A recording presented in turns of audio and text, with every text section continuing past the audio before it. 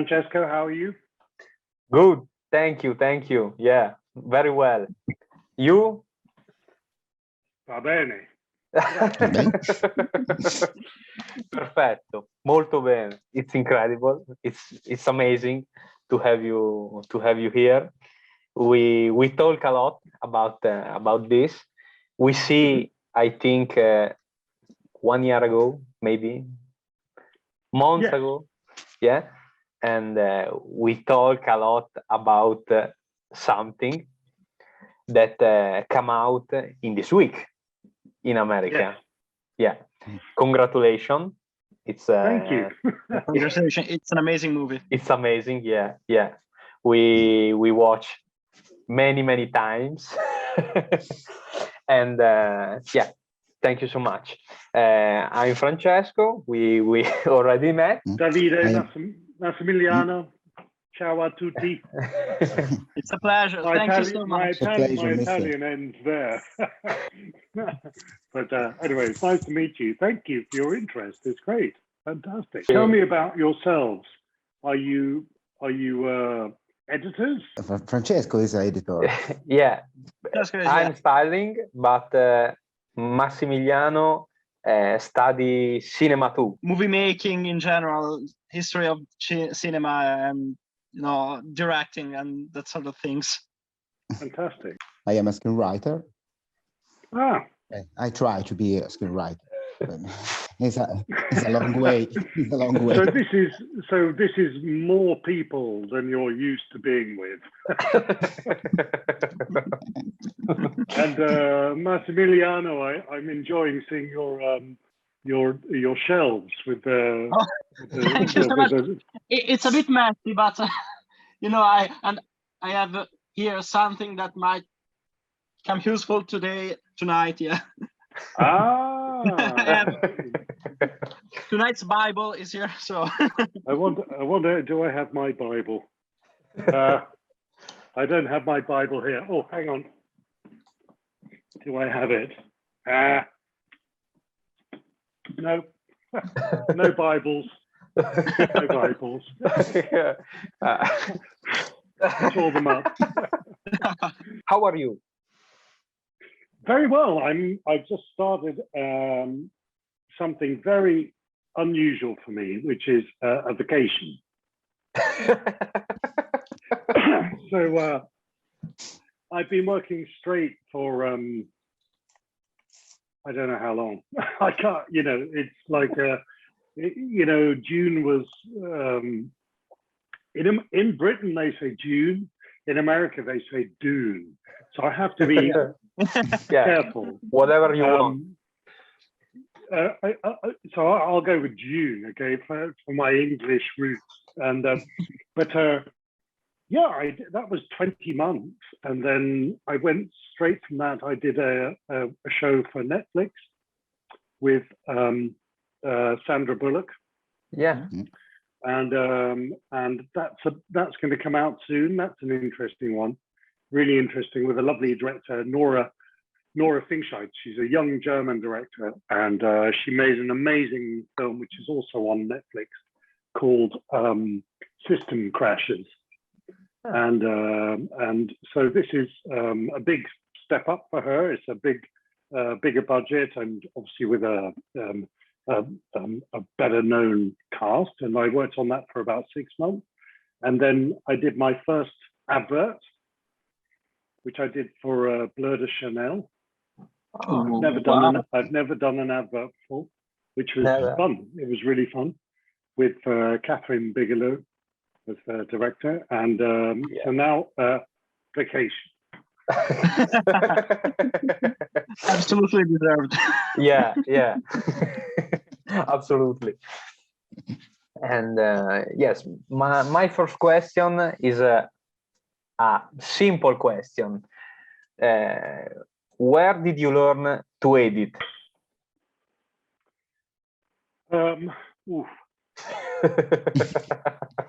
For that, I really need a beer or a wine or something, but I'll keep it short. I'll edit the answer.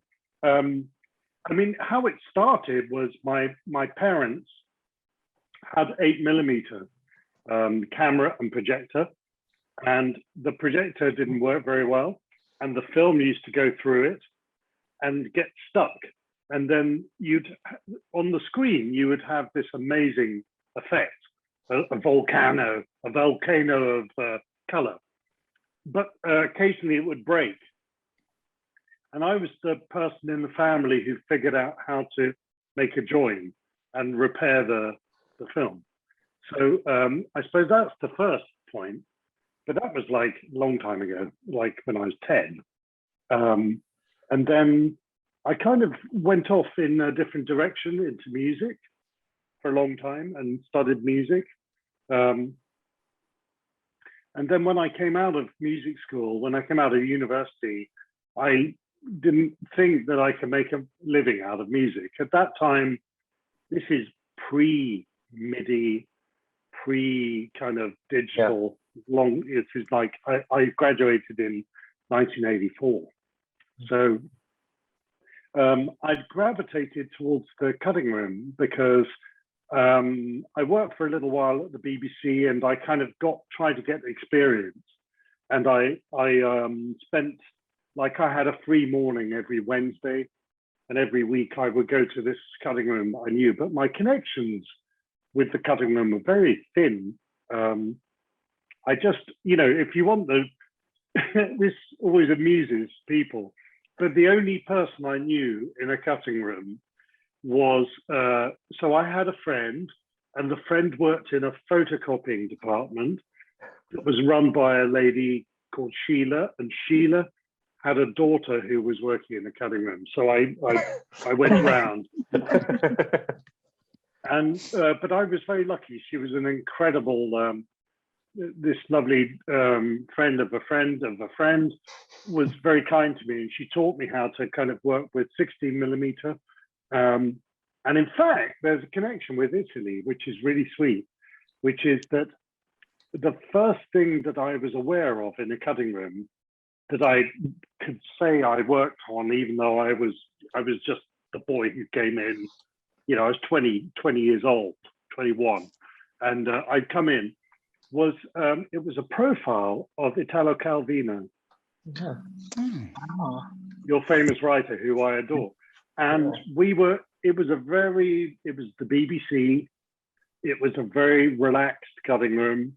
You know, I'd come in and the editor was sort of turning the pages of the newspaper, you know, sipping a coffee, and then at about 10 in the morning, 10:30 maybe, the director would come in, and they'd sort of slowly get on with it, and then like 12:30 they would look at their watch and think, should we go to the bar?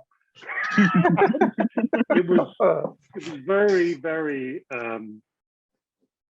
relaxed. And then suddenly, Italo Calvino had released a book, his last book, and he died. Sadly, he died. So we suddenly went from being this leisurely pace to like, you know, we've got to make a profile. It has to go out this weekend, and we have 1 week. So I don't know. It was just really interesting to see the kind of different dynamics. We were in a hurry. So I've always had a lifelong love of Italo Calvino, because it was the kind of cutting room where you would, you know, after you've done your work, you would sit in the corner and you either watch them working, or maybe sometimes you'd read the books that were lying around. And so I read, I don't know the Italian, but it's a book called If on a Winter's Night a Traveler. And I was hooked. I just thought it was the best thing in the world to work in a cutting room. Amazing. For me, it's a really pleasure and an honor to talk with you. My first question is, how did your passion for cinema start? I kind of feel, thank you, Davide, that's a really nice question. And honestly, I feel to this day like a fraud. I have imposter syndrome because I didn't go to film school. I went to music school. So if you ask me to compare Eisensteinian montage, with Charlie Chaplin's montage, I would probably have to, as they say in English, busk it. I never wrote any essays, and I just, when I was a teenager, we had a family friend, and he was a British editor, and my mum helped him with something. It was about permission to work in New York on a film. And as a thank you, because he got the visa, he went off to cut a film called Death Wish in the 1970s. And as a thank you, he used to invite us he took us kids to see a film. We went and visited his cutting room in Pinewood. And I can remember being in the projection room because the film that they were showing, it was an early screening of a film called Odessa Steps. Sorry, not Odessa Steps. What am I saying? The Odessa File. I beg your pardon. May a copy. There you go. I know nothing about Eisenstein. The Odessa File. And I wasn't allowed to see the film because it was so violent, but I went into the projection room and they gave me a tin of film and I was looking at the film and it was a cartoon, and I could look at it. I think cinema for me is that. And I kind of grew to love animation, and I used to buy films and study how each frame changed. And, ultimately, there's a kind of fascination that there's, in the word animation, this concept of bringing to life something that's inert or dead, honestly dead. So it's kind of, that's the persistence of motion is at the fundament of cinema. And that's something that really grabbed me when I was about 12, 13. I wanted to ask you one thing about your workflow. When you're editing a movie or a show or an advertisement, as you did lately, what are your rules, your to do or not to do? It's different in different stages of filming. I mean, before the film starts, it's about learning the script a little bit. I kind of think that it's really useful to kind of absorb the script 2 or 3 times, certainly read it and make notes. And sometimes if there's time, I'll copy out I'll make a little list of the scenes and do a tiny little description. I'll never read that again. It's a way of kind of learning it because, so many films are shot out of order. So you have to kind of know that when they shoot Solomon waking up in the morning in 12 Years a Slave, you have to remember that the previous scene, he was whipped. So it's kind of, you're looking for something in the dailies where he's, It makes sense to kind of to think of that when you're looking at the dailies, when you're looking at it for the first time. So I kind of feel like you have to learn it. And also because it's crazy when you join a film, everybody knows it backwards, even to the point where they talk about scenes to each other and they say, well, I mean, in scene 42, we're going to have that problem. And you're listening to the production designer and the camera, director of photography talking about scene 42. You have to kind of know because the last film I did, scene 42, is something very different, right? So that's before we've even started. I'm kind of trying to absorb the script and learn it like an actor. And then the second part of it, obviously during the shoot, this is the most sort of regimented where your time is very, very precious. And you have to kind of rely on a very good team to get your dailies ready for you quickly so that I can just come in, view material. I'll look at, it depends on how many cameras there are, but if a Denis Villeneuve, he normally shoots single camera. So it's not that difficult to watch his dailies. There'll be probably an hour to an hour and a half of dailies from principal photography. And maybe there's 2 hours of stuff to look at that's often plates, like aerial unit or new VFX shots that have come in. And sort of some of those you kind of, as they say, want to skip a few, 99, 100. You sort of skip a little bit. Thank God for NonLinear Editing. And then I'll start, I'll start a scene, cutting a scene, and there's always pressure because they film something on a Monday, they want you to cut it on a Tuesday so that they can get rid of the set on Tuesday evening and put another set there. The costumes have to go off somewhere, everything has to be, if there's an emergency and you need something, you need to be able to kind of have the scene cut and ready to say, okay, it's not a problem, or yes, it is a problem. And you will get people ask you questions every day on set about whether we're ready to go. And then that process, it's a strange thing because when you're sort of assembling, you give the benefit of the doubt to everything.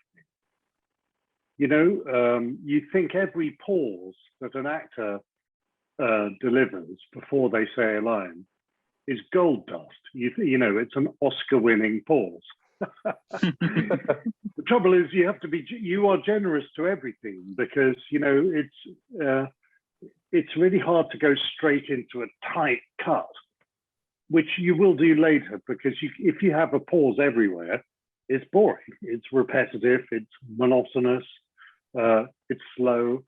So you have to, there's a phrase that I've heard many times, which is you have to sell some to buy others, is how I put it. So the first part of the process is generosity. Give everything a chance, get it into a cut. Then at some point, you start building up the assembly as you go. On a big film like Dune, that's over 5 months. So there's normally a time about halfway through where I'll sit down with Denny and we'll watch an hour of material.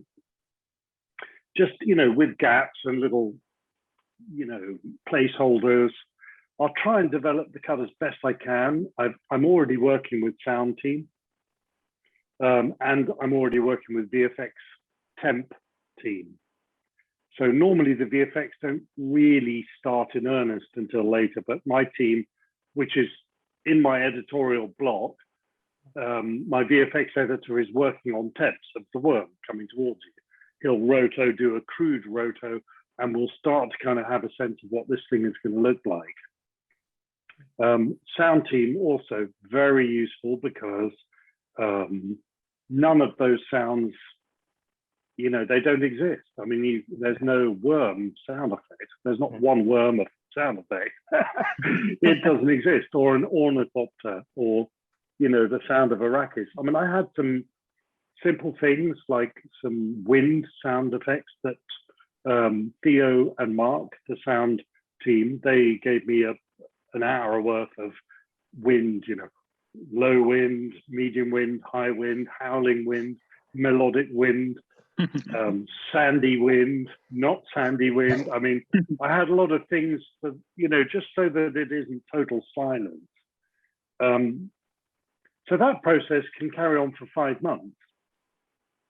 Then you come back and you have a very difficult process for a director, which is to see the first assembly.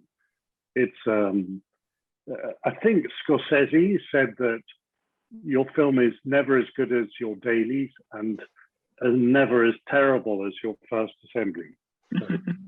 So you have to kind of be brave. I mean, I think on most first assembly viewings, the director normally can't talk for an hour or two. It's such a trauma. But I do really believe the screening process starts there. And that, to me, is one of the essential ways of marking the edit, because you're going to go, in the case of Dune, we start from the first assembly, we start working, we make the first fine cut straight away. And we work on that for a month or so. before we'll screen again. I copy up, it becomes the second fine cut, and then we make a bunch more changes, and then we screen it again, and then there's a third fine cut. Maybe after about the 6th or 7th fine cut, it might be ready to show the producers. So that's 10 weeks. In that time, the turmoil between the first fine cut and the second fine cut is massive. By the time you get to the 25th cut, which in our case on Dune was a day before the final mix of the film, then the changes are very small. I mean, it was, you know, I put in the very last changes where I put in some flashes in Paul's mind when he's in that final fight. There's a moment where he stands up and he's got blood dripping down his face. Yeah. Yeah. And he stares and he looks and he has a kind of Kwisatz Haderach moment. That was the last thing I put into the cut. So, but everything else was like the same. I mean, real 1, 2, 3, 4, 5, 6, 7, identical. But the difference between the first fine cut and the second fine cut, you are turning the film upside down. If you have to, sometimes, rarely, everything is so perfect that you just are finessing. And I would say that was the case with Sicario, but not the case with Arrival, Blade Runner, or Dune. They all had a lot of changes in the government. And then after you finish that process, you know, you've got the sound team and the music team working together, VFX team. It becomes really interesting part of the process is you're just receiving and responding. So you might be, you know, involved in VFX conversations to talk. Mostly I defer to the head of department, Paul Lambert. I mean, he's a master, he knows what he's doing, and Denny and Paul are working together very closely. So I don't see every discussion they have, there isn't time.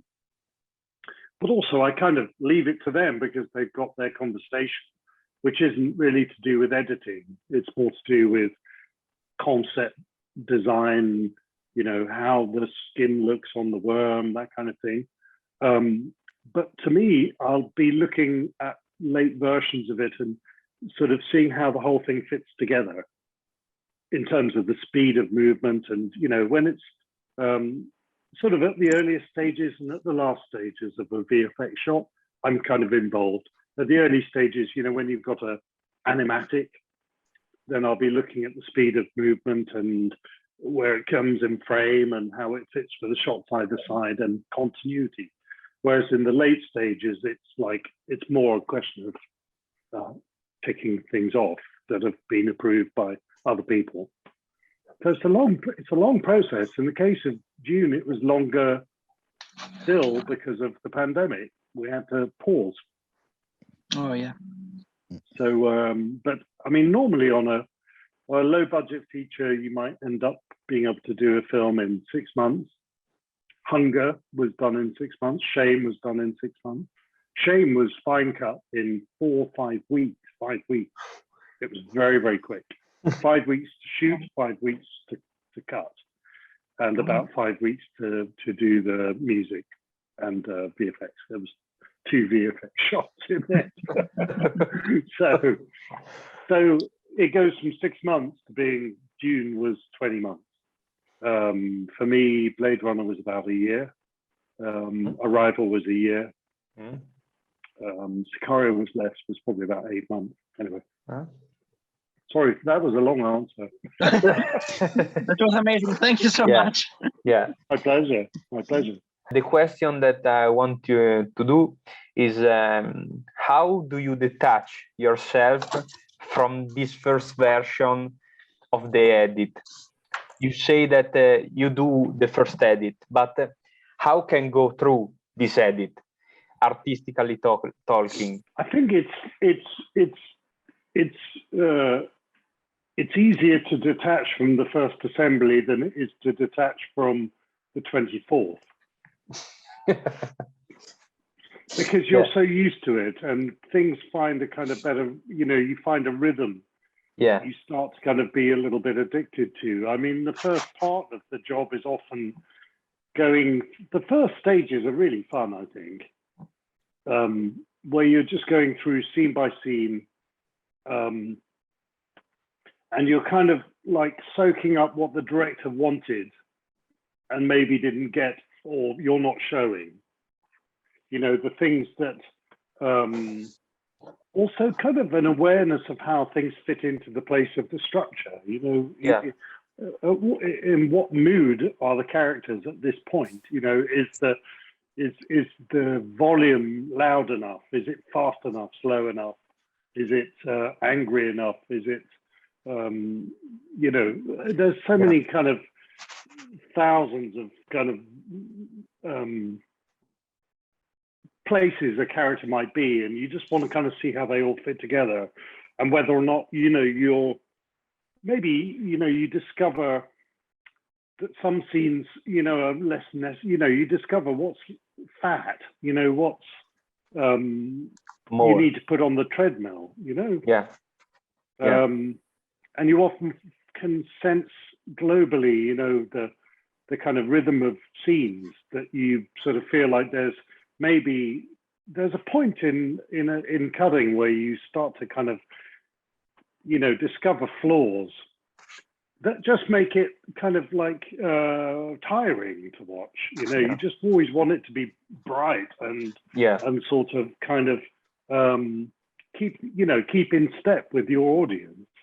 And I think a lot of that is imagining the audience all the time. What do they need? What do they, you know, it's driving every day as an editor what you choose to do next, in the same way that it's driven the writer and it's driven the director and the actors. You're in a chain of this, you know, where you're kind of interpreting a scene based on what you kind of feel is, you know, what do you need to see next? Do we need to see a reaction to that? Is there, you know, is this moment really playing? Do we get it? Do we get it? You know, it's like a very, these are the times where you're using time and rhythm to be able to kind of sell that journey, and allied with choices about performance and atmospheric things like sound effects and, you know, music at some point. So anyway, I kind of, you know, how do you detach from the first cut? I would say it's almost the easiest thing to detach from, because, you know, it's, I understand though what's behind your question, I think, because what I sense is behind the question is to do with managing your ego. I think, How do you give up something that you think is really good? Oh, well, I'm not there yet to be able to kind of, you know, my wisdom isn't, I'm not a complete Zen master on abandoning ego. Let's just put it that way. You know, I think the thing is, I choose to work with people that know when something's really good and they don't mess with it. If it's really good, they don't mess with it. And Denny pays me the most enormous compliment as an editor, which is that there are some scenes that he doesn't want to change. They work. They're exactly what he set out to do. He can't see a better way of doing it than the way I've done it. This is in rare occasions, okay? So for example, in Dune, there's that end fight. That didn't change at all. It's frame accurate, the same as it was 2 days after they shot it. It took a little while to cut that scene because there were, I think, 5 cameras and there was a lot of footage. So it really, really didn't change. I don't think I extended anything. There was one tiny little bit that he asked me to look at, which was just one moment where he fell in a way that he wanted to improve. And we looked at it, we looked at the options, we said, actually, we can't improve it. We left it as it was. It's, first of all, what does it do? If a director is like that with you, then it gives you such a sense of support, and it's a vital thing really for directors to learn rather than editors to kind of learn. It's just, you end up feeling that your ability is embraced. But let's have no illusions. Every other scene, maybe you need to adjust, you need to tinker with this and change. But where are you going to put your effort as a director? Are you going to put it in the things that already work or the things that aren't working at all? Always it's to the things that aren't working. And the priorities become very apparent, early. So, for example, the most important thing to us on Dune, really the most important thing in the edit, was to try and maximize the connection you have with Paul and Jessica, and to really feel what's going on inside of him, because very strange things are happening inside of him, and they're kind of a little esoteric. So you have to kind of, and all the material's there. They shot everything they need to do that, but it's just context. So, for example, at some point in the script, if you remember the scene with him discovering the ring in the tent. Yeah. Originally, you had the scene where Leto came to his ending. Yeah. And then you had the scene in the tent and they discover the ring. It was one and then sometime later, the other. And it took us a while to realize that the best way to do that was to put those two events together. You wanted, and this I have to say came as much from Denny and me as it came from Hans. Hans Zimmer was the one who said, I don't feel like, he was writing music against it. And he was sort of saying he felt we could do better. So thank God we love Hans. I mean, it's like very, talk about ego. It's always difficult when somebody outside your cutting room has got anything critical to say, but he was absolutely right. And we found a way of doing it that meant that you put those two events together and you do, as Einstein would put it, intellectual cutting to try and kind of make it happen.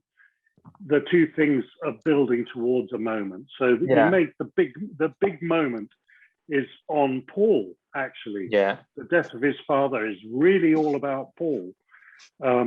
It's a magnificent moment in the room, but it's played on Paul, and his grieving is immediate, rather than if you could imagine how it was, which was that you sort of half grieved once and then he half grieved again. Yeah.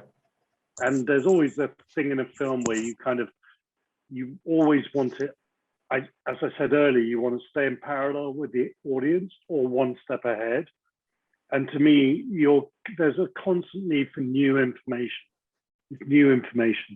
So if he's discovering something that's old information, it puts that performance at a disadvantage. If the two things happen at the same time, then it's bang, it's like it happened in front of him. It's much more visceral and immediate. So that, that's what I'm talking about. Small things and big things like that, which help get into kind of, to make the journey inside of Paul compelling, really compelling. And the dynamic between him and Jessica, which I think is probably the strongest kind of spine emotionally of the film. We spent a long time on that. The fight at the end, not so much. Both great. The fight and all great. I think my answer in short to you, Francesco, is that it's about trusting your director.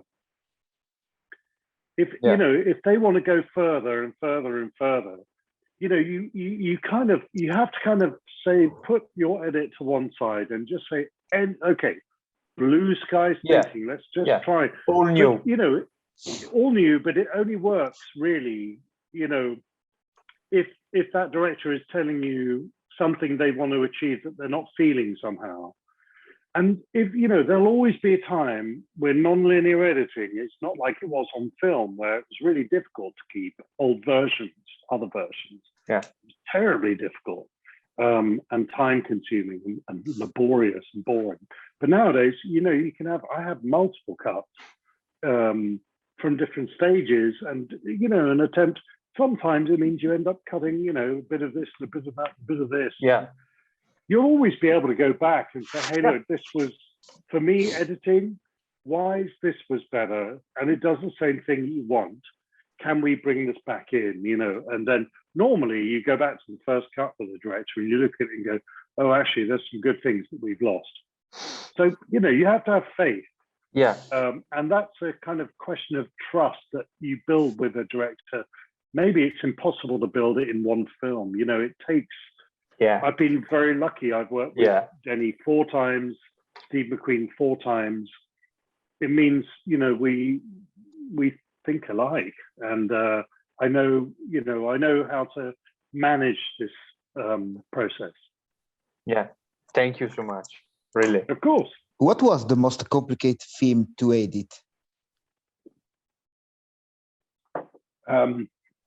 In Dune, I presume you mean.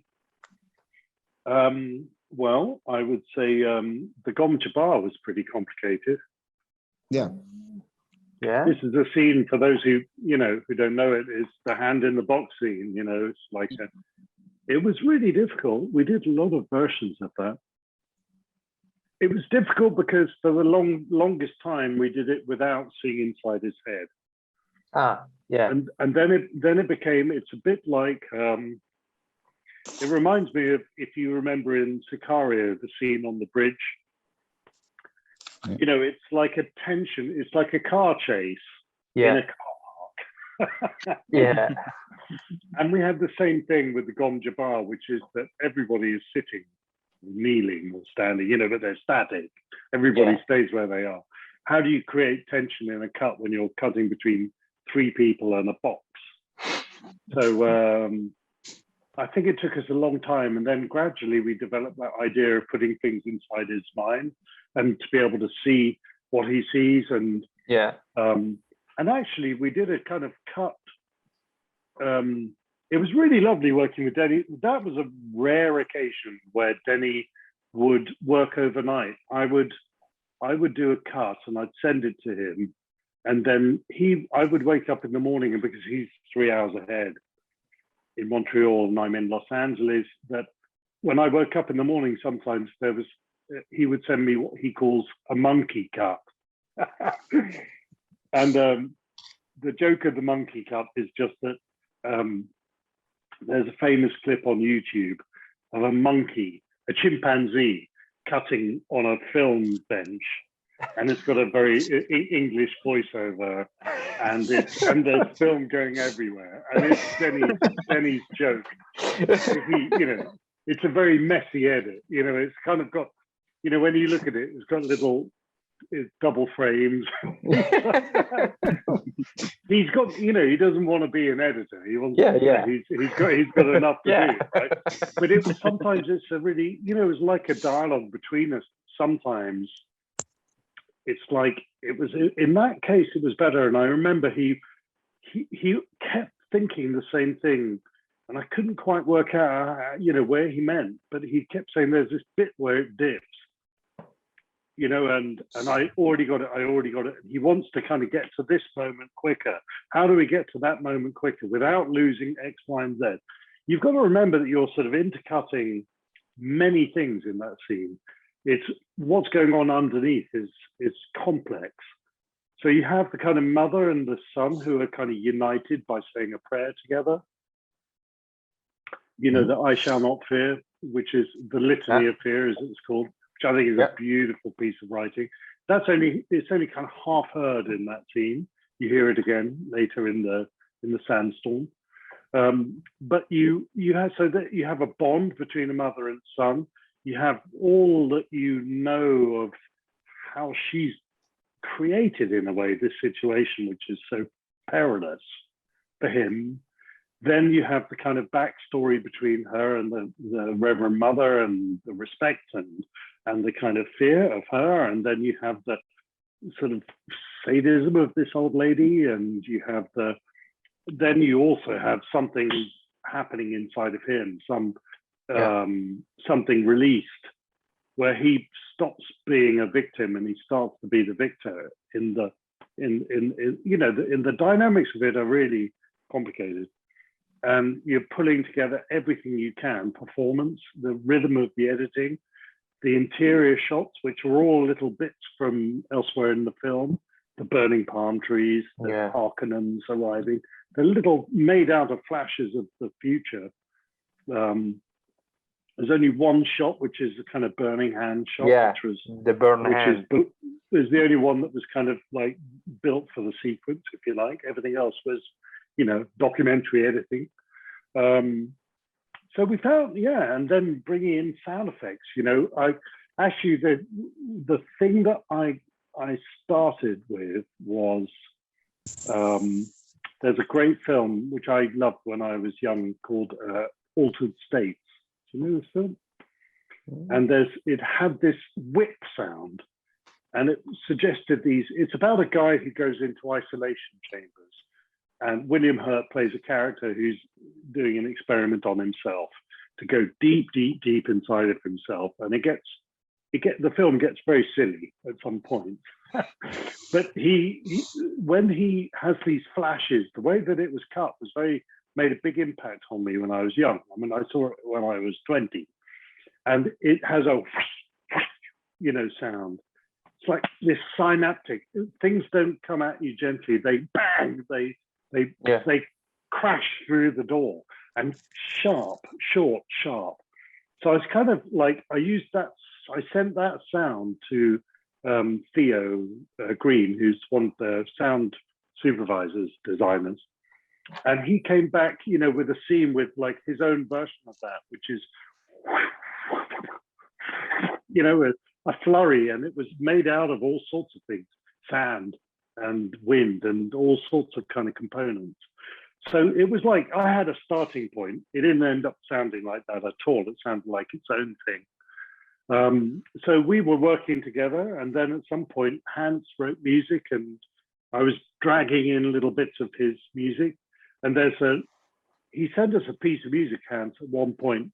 It was not clear where it would go in the film or what it meant, but it was at an early stage where we were kind of, we were all working on the architecture of the music, I suppose. And we heard that little vocal phrase, which goes, which is sung by this amazing lady in New York called Loire Kotler. And we heard this little phrase, and I remember saying, I've got an idea, I want to try it here. And me and Denny sort of shifted it around, put it in place, and we went, actually, let's put it right there, when the moment where his eyes change and you feel like there's something inside. And actually that was the moment in the cut where I kind of understood a little bit better what this concept was. In reading the book, I wasn't entirely sure this Kwisatz Haderach, as they call it. Is this a benign deity? Is it a good deity or a bad deity? And I remember us sort of saying, well, actually, it's a kind of rather evil character, and it needs something to identify it, in the film. Otherwise, it becomes just two crazy words. But you can see what I mean. It was like when I talk about it took a lot of work. It was all fun, but it took a lot of ideas and patience, and we kept going back to it.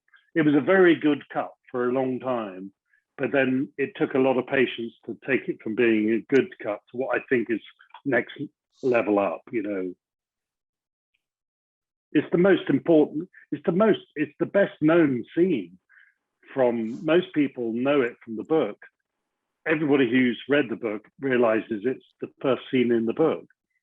It's a kind of critical scene that's very famous. And of course, there are now many memes about it,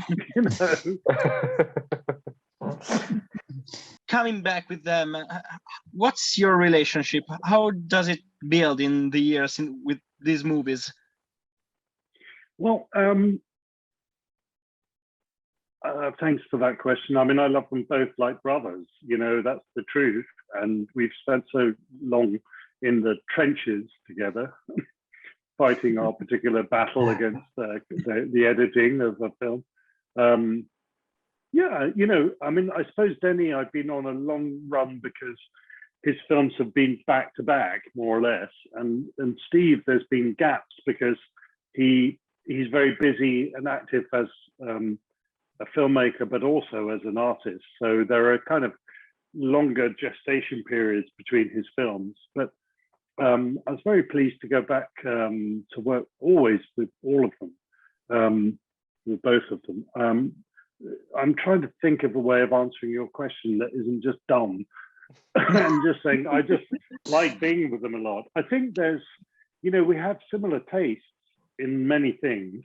I mean, first of all, both of those people are just top human beings. I mean, they are just, you know, they're just wise and kind and considerate and thoughtful and funny, and you know, they spending time with those people is amazing. I mean, they're just amazing people. So I kind of I have to say that I always pinch myself. I'm very lucky. I get to spend time with these amazing people. It isn't always, you know, like people tense. It's kind of, you know, me and Steve we used to listen to, you know, tracks on Spotify and things like that all day long, you know. I mean, even on a kind of tough film. Going back to work with a director again is always the kind of goal. I think it's a great thing. You know, when people, when I look at a CV, do you have this word CV, you know, or resume? Yeah. If I look at a resume and I see that somebody's worked repeatedly with somebody, I always think that's a really good sign.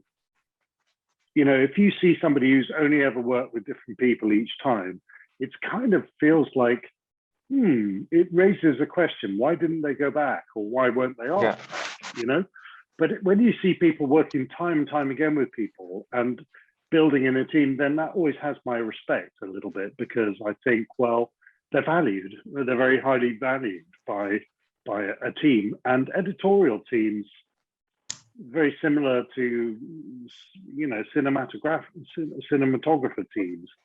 They you know, you become very interreliant, you know, and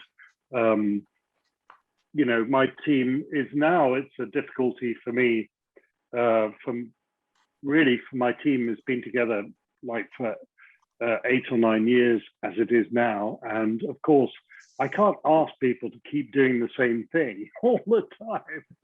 You know, they need to grow themselves. So I have to kind of like keep finding new people and trying people out in the team. And, you know, there's opportunities to rebuild a team.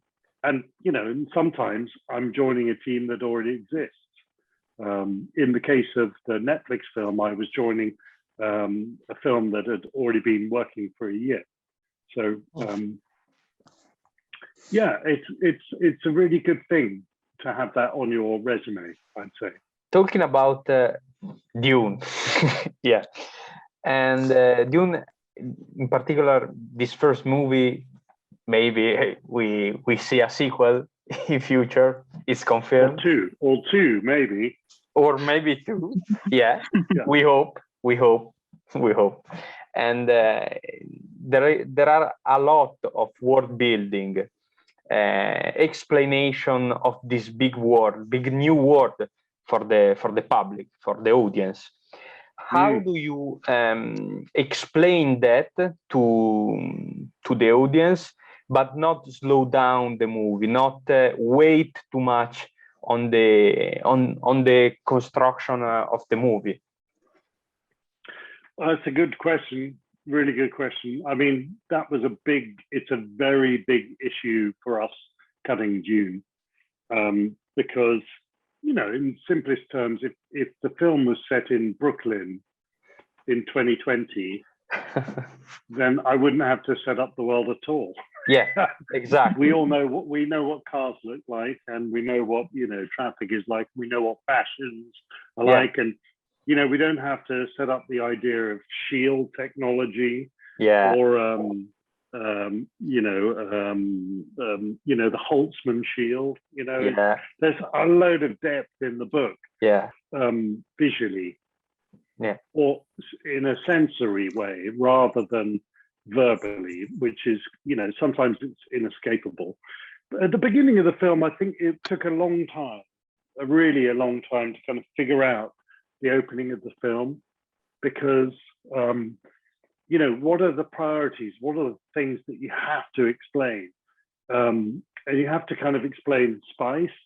You have to explain, to a degree, intergalactic travel. Concept that spice is used to predict paths through the stars. You have to set up the Harkonnens, the main baddies, because you don't meet them really in earnest until the battle scene. And then you have to set up the Sardaukar, which was, that was a last minute talking about which fine cut did that arrive. The beginning of the film was probably around 23rd fine cut, where we had a Sardaukar voice at the very beginning of the film. And that came from a sense of needing to put a little shadow of Sardaukar across the beginning of the film. So you knew that that was, when you hear that voice again later, you sort of understand maybe. The impending doom. You have to set up,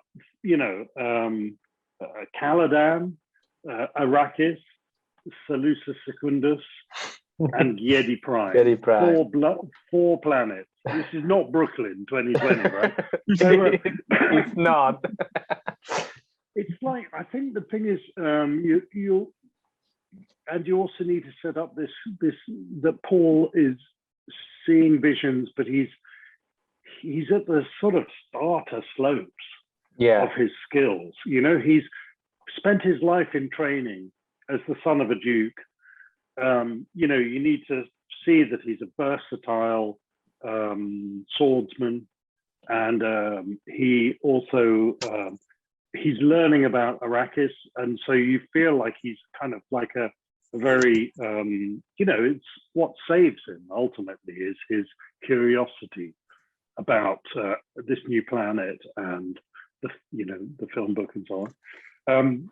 So you have to kind of set up also that he's not a master yet. It's good for the story that he doesn't know fully how to use the voice at the beginning. When he says, "Give me the water," it's kind of imperfect. It doesn't get there. That you're setting up something that's got a structure that you need to build or calm down. So there was a lot. There's a lot. I mean, it does mean I think Dune 2. I haven't read the script, but I mean I know the book, and it does mean that Dune 2 is maybe more. It's more of a kick-ass battle in film terms. We don't have to spend quite as long. I mean, arguably, there are some things that we knew that we could explain some things later in depth. I mean, the Spacing Guild, for example. And I think maybe a little bit more detail about the concept of the mentat. I mean, it's the hardest stuff to teach people about at the beginning of a film is the 18,000 years in between us and them, or whatever it is. I think it's about 20,000 years into the future of the story. So you kind of, there's a lot going on there that, how do you update people on the concept of a post-computer world, post-AI world?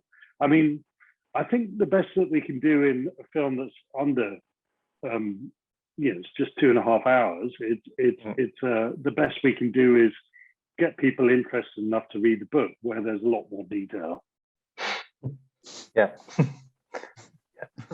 It's tough, isn't it? I mean, exposition is kind of the curse of good filmmaking, and you hope that the ways that you're going to set it up, the way that you create a film are kind of more sensory than that. I always kind of celebrate in editing, making patterns of things so that you can work out where you are in relationship to some repeating symbols. So, for example, you know, I love the fact that we used a little shot of the beetle going across Duncan's hand.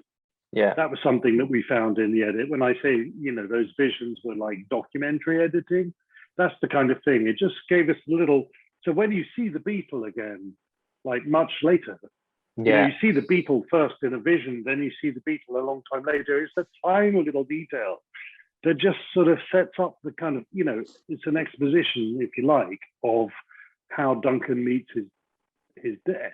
Yeah. But it's done in a really interesting way, I think. You know, it's a kind of sensory thing. As much as you can, it's best to kind of structure a film like that.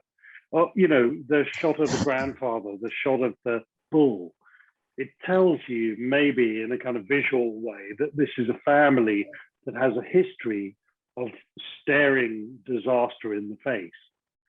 There's something plucky about them. I think me and Denny joked a little bit that they were like the English or the British in 1939. You know, they're kind of facing this massive force, and you know they ended up having to, you know, my parents' generation, they had to kind of melt every lamppost. You know, there wasn't a gate left in a park in London after a while because they were just desperately kind of trying to kind of cope with the war effort. You know, anyway, not to get into politics, but there's something a little bit crazy about the Atreides, right? They know that there's this terrible danger, but they still think because there's an opportunity to do something different, they still go for it. We're just trying to kind of get that across. But we did it with just a shot of a bull, a little sculpture, and you know, the head. It's the head, exactly. It's another opportunity to sort of get into Paul's head as well later when he's looking at you know, we know that the Harkonnens are going to come back. We know that disaster is impending, and Paul knows more than any of us that disaster is impending. So for him to be staring and looking at that sculpture of the bull as Yui comes into his bedroom with a pill to help him sleep, it's kind of, you know, it's an opportunity to use these symbols rather than exposition, rather than somebody talking, rather than something, you know, as somebody once called it, Basil exposition. The Walker. My last question is about another movie, Blade Runner. Yeah. Okay. I really love Blade Runner, the original and the sequel, because all the movies are amazing. And what was it like working on this sequel? Did you feel the pressure of working on this sequel cult? Blade Runner is a cult movie. Did you feel the pressure? Yeah, I mean, you know, in a funny way, the difficulty is to kind of like to be faithful to the original, but to be a more commercially successful film than the original. And I think we accomplished the first, but the second, I'm not so sure. And you know, it's like, and it shouldn't matter, but it does. I mean, you know, when a film does really well, even if it's a bad film, I always feel like it's good for all of us. You know, if people are going to the cinemas and seeing a film, and particularly in a pandemic, that people go out to the theater, despite, you know, the fact that they can see things really well at home, and people have got 4K projectors and amazing kind of popcorn makers at home. It's like when people actually take the trouble to go out and spend time together in a theater in a pandemic, it's huge. It's a gamble at the moment. It's difficult to finance films. In the past, when people financed a movie, then they could look at years of data. Then you have to kind of wonder what data they have now, because everything is changing week by week. You know, nobody really knows what will, you know, how to predict how much revenue will come from a traditional distribution of the film. So it is a factor, because we all want to carry on making movies, you know, and they are extremely expensive, as we know. And to make something like Blade Runner is just vastly expensive. And, you know, there aren't that many ways of doing Blade Runner cheap. So let's just say it's like trying to kind of, I think of Dune and Blade Runner in some sort of funny way. It's kind of like very commercially minded art films. I mean, it's certainly, you know, the background that we come from is from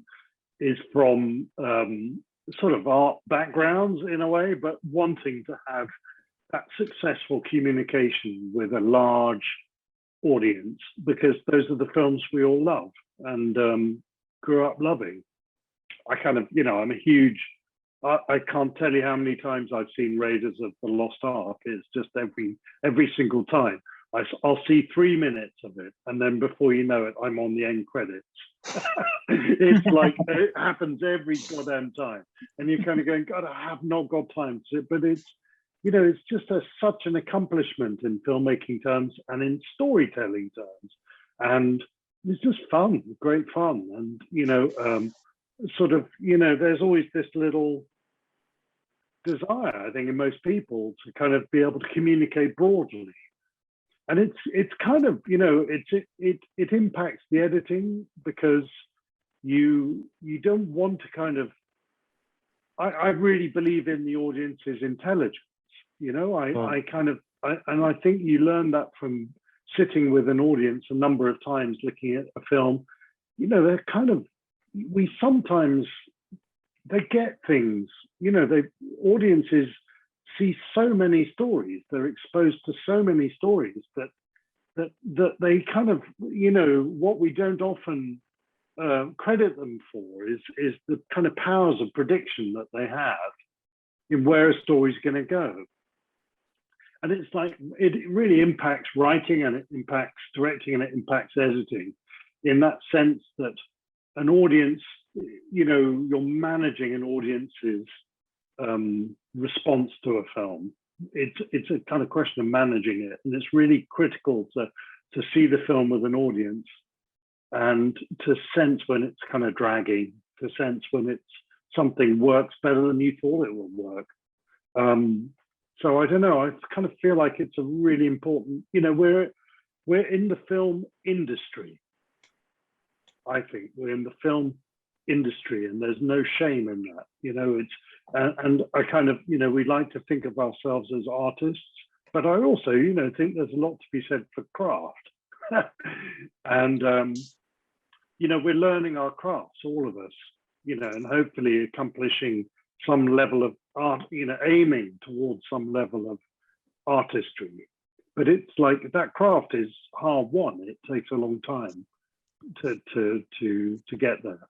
You know, there are some people who are born with prodigious talent, and, you know, as they are dividing cells in the womb, they're able to kind of, you know, make jaws or whatever. But it's like, you know, most of us, it takes us a lot of trial and error and repeated attempts at trying to get it right. I kind of feel it's very important in this film. You know, you have to kind of like, I want to kind of take advantage of those moments where you credit an audience's intelligence. Shame is a really good one to kind of talk about that. There's a kind of classic case of editing that helped demonstrate that, which is that in Shame, there's a scene where Michael Fassbender's boss is flirting with his sister,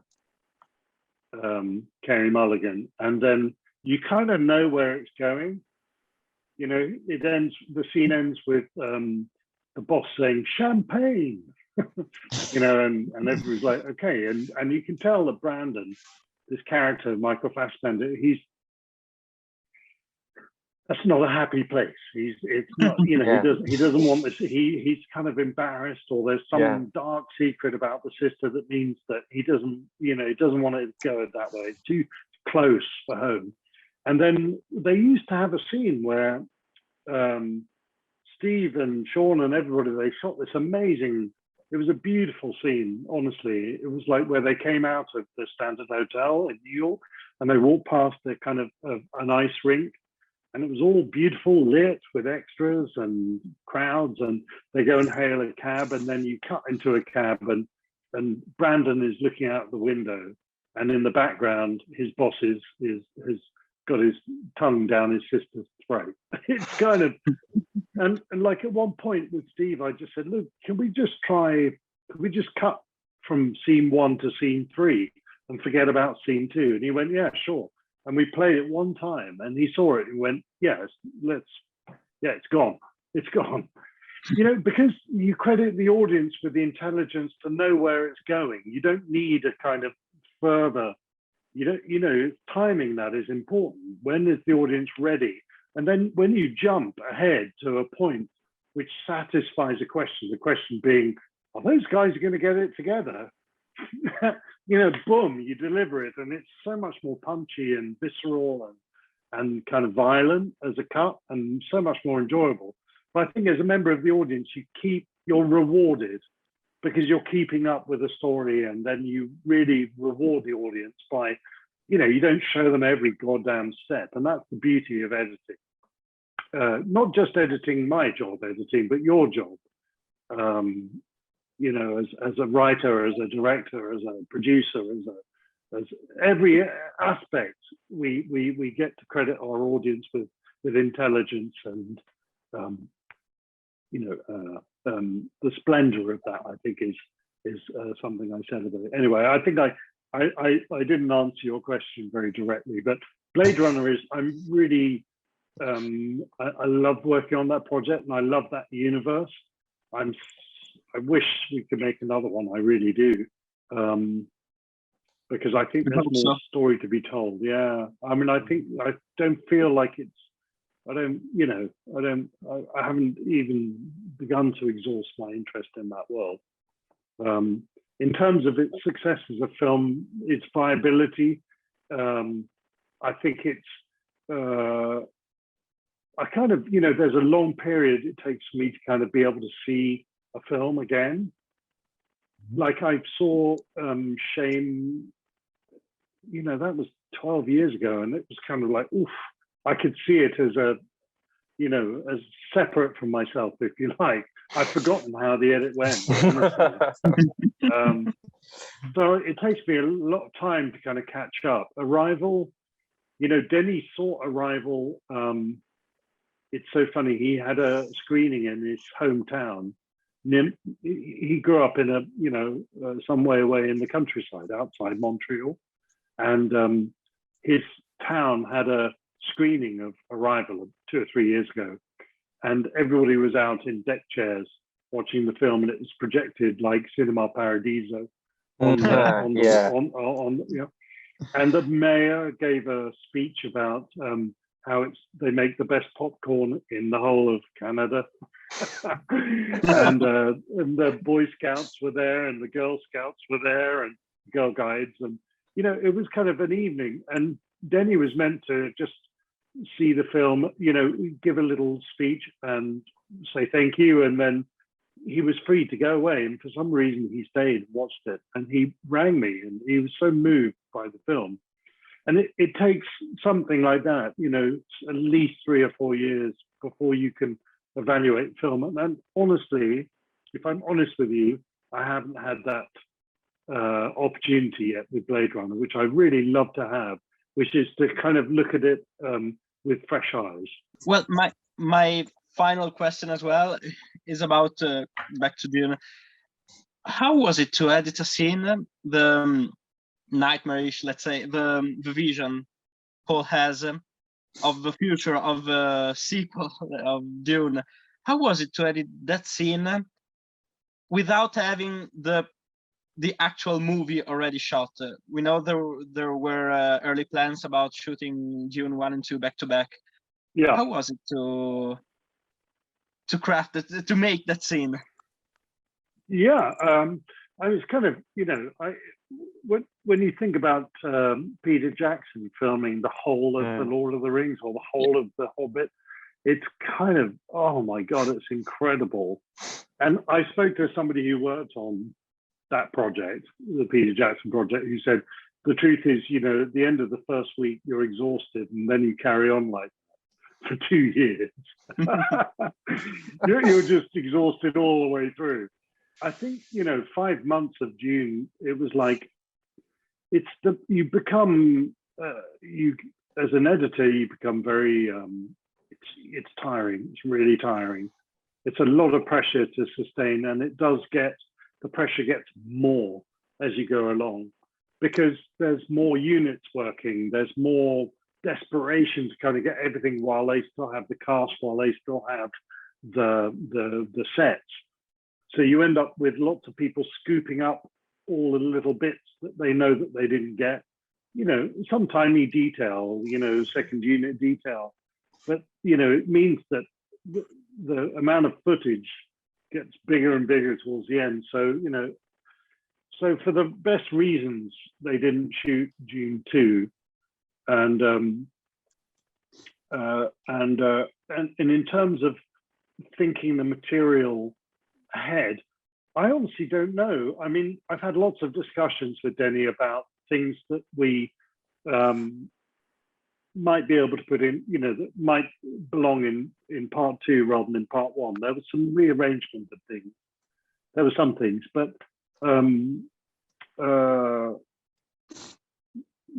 there's a little bit of journey there that might have been covered in the original assembly of part 1 that we've decided is probably better in 2. But honestly, I know less. I know the same as you about Dune 2. I haven't read the script. I know the book. I kind of roughly know where it's going. I know that it's at the end of Dune Messiah, book 2. It doesn't end well for Paul. Yeah. And yeah. I really hope that I hope we get to make the 3 films, because to me, the journey is, if you just judge Dune by 1 film, then, you could be forgiven for thinking it's kind of a narrative, which actually Frank Herbert didn't intend. He intended a kind of, it's a warning against heroes in a way. And I think that's a kind of really interesting process to go all the way through. So I'm really glad. Also, there's this level of interest in a film. It's incredible. I can't believe that it would. I didn't think for very long that it would be just 1 film.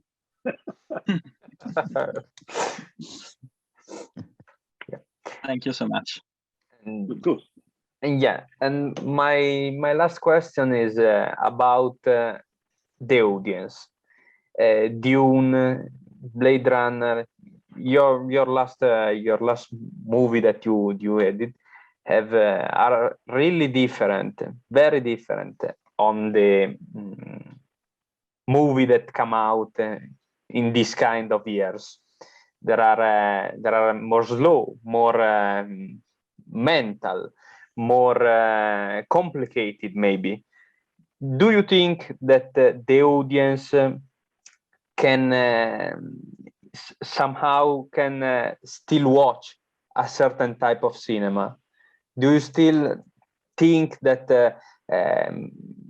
general audience can watch a 2-hour plus movie at cinema, because the time shorter, the action more and more, maybe too much visual? Do you think that we can still watch something like Dune in the future? It's really complicated, isn't it? It's a very interesting subject, because there was historically, 100 years ago, a decent feature film length would have been 75 minutes. Yeah.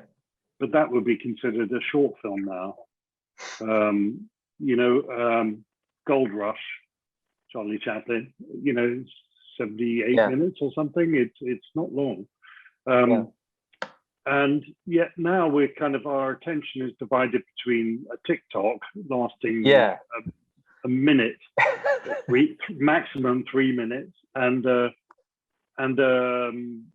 Eternals, or there's a new Ridley Scott film that's in, I think, 3.25 hours. Yeah. I mean, more or less, yeah. It's really hard to tell. There seems to be an appetite. An appetite is changing, and appetites, I think people like, there's a commercial success of things like Game of Thrones, where you spend longer with a dynasty, or The Sopranos is a great example of spending a long time with a character, to the point where you could just look at Tony Soprano sitting on a deck chair looking out across a lake, and you can, there's so much to think about. Yeah. Just a shot of him sitting there looking out to a lake, but you've spent so much time, you're kind of going through it with it. And of course, with The Sopranos, you're spending all this time with a criminal that you kind of love. And man, he does the most appalling things, but somehow, it's hard not to love him. So it's there's an appetite for that. And where do we sit on that? Where do I sit on that? I mean, what I was aiming for with Dune is the sense that after 2.5 hours, you don't feel it's been like 2.5 hours. That was really what I'm after.